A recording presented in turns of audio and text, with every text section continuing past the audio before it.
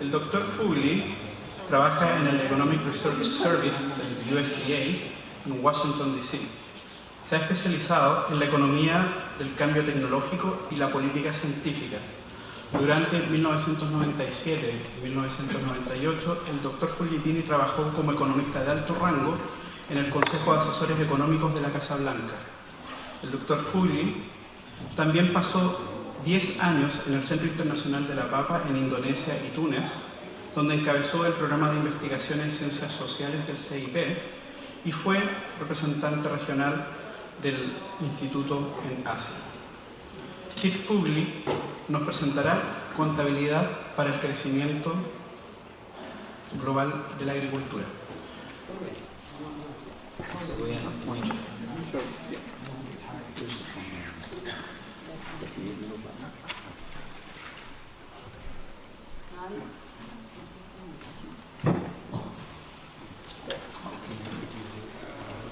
Thank you, Leo. And again, I would like to express my gratitude to the organizers of this conference for inviting me down here to this lovely country and this lovely setting. So I'm thinking about the presentation earlier today, and the way I kind of interpret that is if you just take pure kind of measurement theory of index numbers, you may not get something that makes sense from an economic perspective, but if you can combine that with some economic theory, then you can get index numbers that make sense. My presentation today is really about how do we move to a practical way where we can measure with available information some of the broad trends in productivity in global agriculture. We heard today already about why this is important. I think Claudia illustrated that very well in her remarks. In low-income countries, growing agricultural productivity is very important for getting the whole economic development process going, and especially for reducing very extreme poverty rates, because with higher productivity, not only do you raise the productivity of the most poor, which tend to be those working in agriculture, but you also provide the lower cost, more abundant food, and of course with low-income households, most of their money is going to buy food, so if that's cheaper, it's a real income boost for them.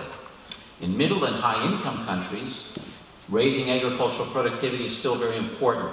As Claudia mentioned today, it's very important for the competitiveness of the agricultural sector, as well as the value-added food processing industry, so that they have low-cost, abundant raw materials. And increasingly, it's important for the environment, so that you can use productivity to substitute essentially for environmental resources. And I'll illustrate that a little bit later on.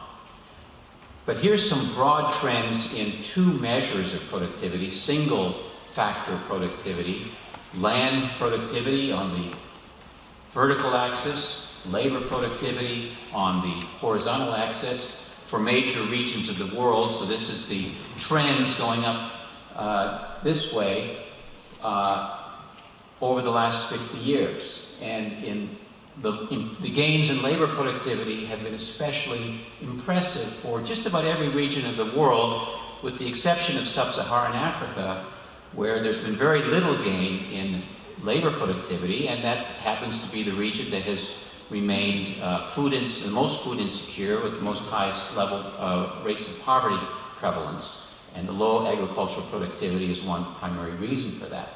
Now these are partial productivity measures, so they don't really tell you much about the competitiveness of your economy or your sector.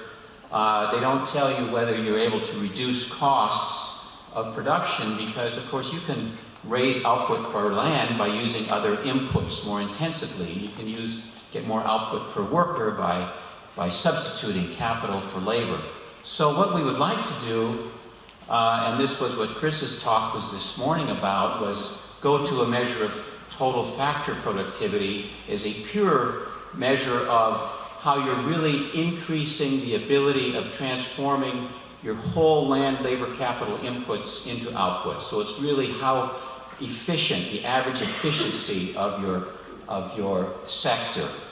And we think that isolating this kind of productivity is important because not only does it really reflect the overall cost of production, the resources required to increase production, but it also is probably driven by a different set of policies, more your technology policies, your investments in research, the things that really are going to affect the performance over the long run, whereas other kinds of ways to grow output. So what I've done here is basically saying the height of the bar is how fast you're growing the output of your sector, and that could come from bringing in new resources, new land, or using existing other resources like capital, labor, more intensively, greater inputs per land, or by this TFP growth at the top, which again could be it's a combination of new technologies, improved allocative efficiency of resources, or scale efficiencies.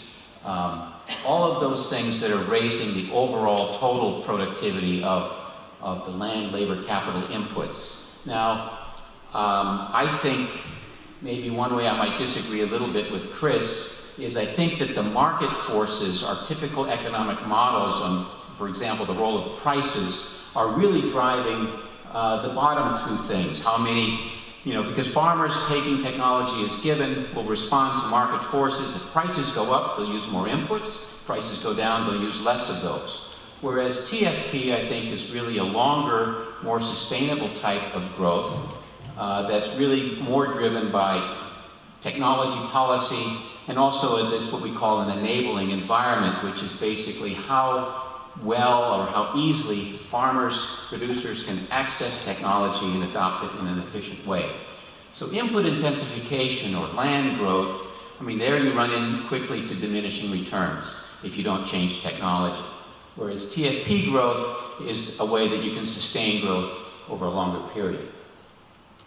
So what I'd like to do basically is I'm going to flip my presentation around. I'm going to say at ERS we've tried to measure world growth in agriculture, decompose it into these different effects, and look at the trends in that over time. And then later, I'm going to tell you what we're finding from that exercise first, and then I'll go back and say, well, how are we actually measuring and constructing those indices? So what we find is the height of this bar shows the average rate of growth of gross output, real output, by decade over the last 5 decades for world agriculture as a whole. So every year, the growth has been expanding roughly between 2 and 2.5% per year. Now, the sources of that growth, however, have changed rather dramatically. If we go back to the 60s and 70s, it was primarily an input-led growth. The dark brown is how much land was expanding, or a kind of land augmentation technology, how much irrigation was expanding, and how much growth we can account for that, holding technology fixed. And we saw a lot of input intensification. That's kind of the light blue, I guess it would be there. That's more fertilizers, more capital per acre in production. But the green part is what we call leftover after we've accounted for the growth of inputs, and there's a difference between the growth of inputs and the growth of outputs. We find that TFP, or the productivity of that combined input, is what seems to be accounting for most of the growth in world agriculture today.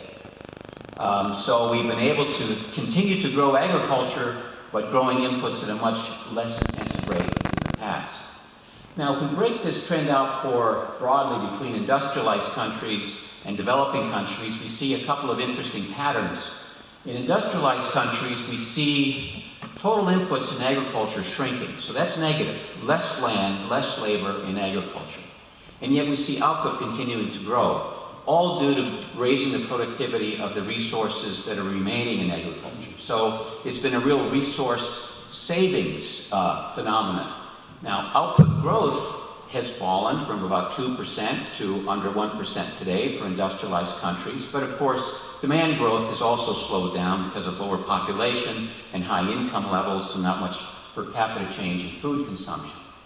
In developing countries, we see resources and resource input intensification still growing, but we see an even larger rate of accelerated growth in TFP. and that has allowed developing countries to maintain growth rates over 3% per year over the last, in terms of total output, over the last 50 years. Now, if we develop these indices and say, well, how are individual countries or regions doing despite these sort of accelerated growth at the global level, we find tremendous variation across countries. Some regions are growing very rapidly, and I think two countries that our data is showing the most impressive growth worldwide would be Brazil and China, that have been able to sustain TFP growth rates of excess of 3% for a quarter century already. And what that has meant is that when you can sustain that kind of growth rate and productivity over such a long period, you take a country like Brazil, used to be a food insecure country, is now the second largest exporter of agricultural products, or China, which has had tremendous growth in internal demand due to rising incomes, has largely been able to feed itself through internal production. Some increase in trade, but most of the increase in demand has been able to be met through domestic production by raising productivity of its agricultural resources. But then you find areas in sub-Saharan Africa in particular where we really have not seen much productivity growth. Now, output is growing there, but it's all extensive growth. It's all from bringing more land and labor into production, not by raising the productivity of those resources, and that remains a major challenge. Now, some of the work we've been doing, and I think my colleagues will be talking about this later, particularly Nick Rada, is we've been looking within some of the large countries and saying, well, do we also see variation in productivity within countries? And we do. So going in by province in China, by states across the United States, long-term productivity growth rates do vary regionally. And this raises the question of, what are the policy drivers? What can explain why some regions have done better than others? And one consistent factor that we've found is, again, technology policy is a major determinant, seems to be highly correlated with what areas are growing their productivity in agriculture and what aren't. So a few years ago, the late Bob Evanson and I took he had developed these indexes for what he called technology capital for about 90 developing countries, based on how much research they were doing, how much extension they were doing, how much the education of their agricultural labor force. And then we looked at, so we had this kind of a quantitative index from 2 if you had very little capital to 6 if you had capital levels that were similar to what we've seen in industrialized countries, for what we call invention innovation capital, that's basically research, and extension education capital, that's basically designed to reflect the ability of farmers to access capital. And essentially, countries that had higher levels of capital had sustained much higher levels of agricultural TFP growth, and also countries that increased these technology capitals saw an acceleration of their agricultural TFP growth. So this certainly doesn't explain everything, but it is one major policy driver behind productivity growth in agriculture. So how do we go about measuring this? Well, again, we're combining index number theory with some economic concepts, but essentially this TFP is, as Chris mentioned, a residual. So we look at the growth rate of outputs, and we subtract the growth rate of inputs, assuming this nicely behaved Cobb-Douglas production function. And we're using aggregate data now for the agricultural sectors. And we're looking just at growth rates. We're not actually trying to say, is TFP of country A higher than TFP of country B? That's not what we're saying. We're just looking at the growth trends. Is one country's productivity growing faster than another country's productivity? Now, there are other methods of doing this. We think that we're getting fairly consistent results from this method, and we think there are some good reasons for using this kind of growth accounting exercise. So that's what we have done. A couple of issues that we address. We use an output measure that combines about 190 different crop and livestock commodities. This is basically what we're using is the FAO gross agricultural output measure. So they use one set of fixed global prices. They hold that fixed, and quantities then change, and so you get a real growth rate. Now, what's not included here, and I think this is a limitation, is farmed fish. This is a major new agricultural commodity competing for the same land, labor, capital, material resources as crops and livestock.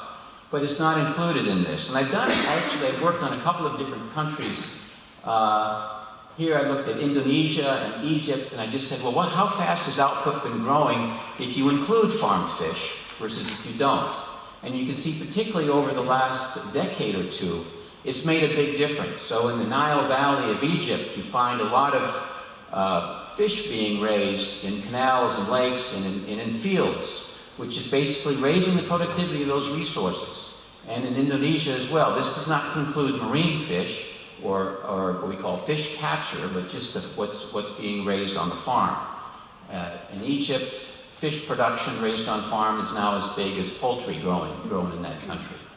So I think this is somewhere where we need to think about moving more, so we have a complete account of the real outputs that are coming from those inputs that we're accounting for in our exercise. But the big challenge really in constructing this is coming up with the inputs that are being used, the land, labor, capital, material inputs, measuring these in a reasonably consistent way, and then also being able to aggregate those. And again, what we use is we want to give a higher weight. We're trying to measure the average growth rate in these inputs. Some are going up faster than others. Some might be, labor might be falling, land might be rising. So we weight them by their cost shares or their marginal productivities to get an average change in the rate of inputs. And importantly, to control for quality differences, we define them we define them we try to define them in units that have less variation in quality. So for example, rather than just looking at the rate of change in total land in agriculture, we look at rain-fed cropland, irrigated cropland, and permanent pasture, and we assign different weights to those depending upon their relative productivities, so we can get some kind of equivalence in how much land is really changing. Similarly for labor, I think this is a major constraint that we face, is we have only a crude estimate of the number of workers in agriculture. What we would rather have is the number of hours worked, so we can weight part-time versus full-time workers accordingly, and also to incorporate skill levels. So are we using skilled labor or unskilled labor in production? Because that will, those all reflect the quality of your labor force, which is, we can then account for more, I think, of that TFP residual if we have better quality control on these measures. For capital, we look at both machinery capital. We use a current inventory method, how much machinery is employed on farms, and then we also look at livestock capital. So we're thinking about, if you're raising animal output, are you doing it by having more animals in production, or is it by raising the output per animal? So we're trying to account for the growth of that breeding stock that you're using to produce those products. And then in materials, we're focusing on fertilizer use, which is the major cost item in much of crop production, and then grain-based feed use feed concentrates in livestock production. So we add up all those, we find cost shares for all these information, and we can then construct an input index. Now, just to give you some illustrations of what we're finding, if you just take agricultural land around the world, since 1961, an index of agricultural land, not controlling for the kind of land, has increased globally about 10%. But if you realize that there's been more of an increase of cropland, more of an increase of irrigation, if we control for that, we find that, if we measure things what we call a rain-fed cropland equivalent, the growth of real land has been more than 30%, or just about 30%. So now, if we say our real inputs have been growing, the land input has been growing much faster than just a raw measure, we're actually then able to account for more of that growth of output. This will reduce TFP, but the TFP growth rate that we're left with is a better reflection of what's going on in terms of technology and efficiency changes, because we're controlling for some of this quality variation in this input. Capital is probably the most difficult thing to measure. FAO used to put out what they call the current inventory measure of capital that had very little growth in it. We thought it wasn't measured very well, so we put a lot of effort into trying to get better, more up-to-date data on current inventories of machines and other kinds of capital. You can see our measure compared to the FAO measure in red, and our measure in blue showed much more rapid capital stock. Now last year FAO changed its method. They're using what we call a perpetual inventory, which I think in principle is a better way of measuring capital. But you have to have the right assumptions when you use that method. Because basically perpetual inventory, you're looking at total investment in past years and you're aggregating it up to a total capital stock. But you have to treat current capital as more productive than old capital, because old capital you have some depreciation. And in the FAO, they use very low depreciation rates. And so old capital, it lasts forever and is just as productive as new capital. And just to show you how this can affect these measures, this is what they're estimating for capital stock in China. So they use a depreciation rate of only 4%, and they say that capital stock in Chinese agriculture increased more than 6 times since 1991, which is an incredible rate of growth, and if you believe that, that would occur in capital. Now, my colleague Sunling Wang did a study of productivity growth in agriculture, also in China, used perpetual inventory method. She used depreciation rates that are much more standard with the literature, 8% for, I think, machinery, 17% for structures and so forth. And she got something in like a much lower rate of growth in capital, which is indicated by the orange line. The work that Nick Rod and I are doing using current inventory method finds something very similar to what Sun Ling estimated. So, you can go to these new methods, but you have to use the correct underlying assumptions, or you can get very distorted measures of what's going on in productivity.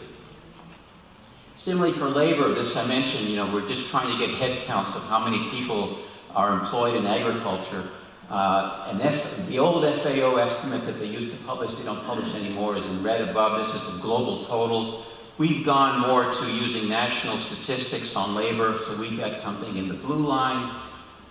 The International Labor Organization recently estimated labor by country in agriculture. I've shown their estimate there. They show lower overall labor in agriculture. The trend is fairly similar to what we're showing. But I've looked at some of for some of the countries, the ILO estimates, I think, still need some quality improvement, particularly here for South America. So just let me show you a couple of graphs.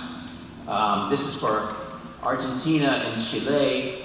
The old FAO estimate is there in blue. I don't show our estimate here, but the new ILO estimate is in red. I don't think the Chilean agricultural labor force went from 500,000 to 1.5 million, in a year.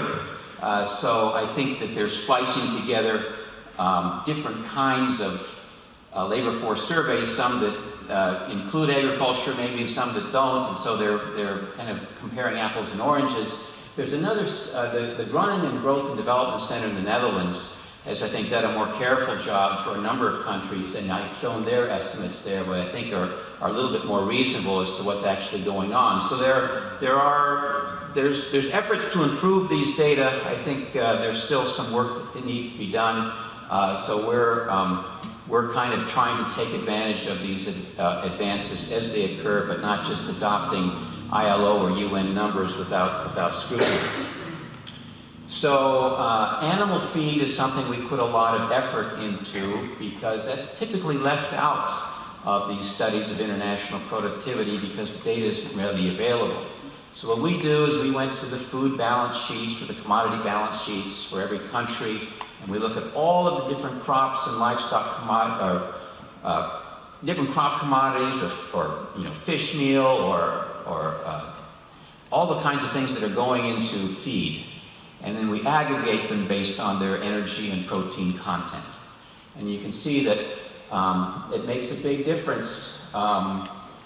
Feed per unit of livestock capital has been increasing. It's growing faster than the number of cattle, so cattle are getting fed more. That's why they're producing more.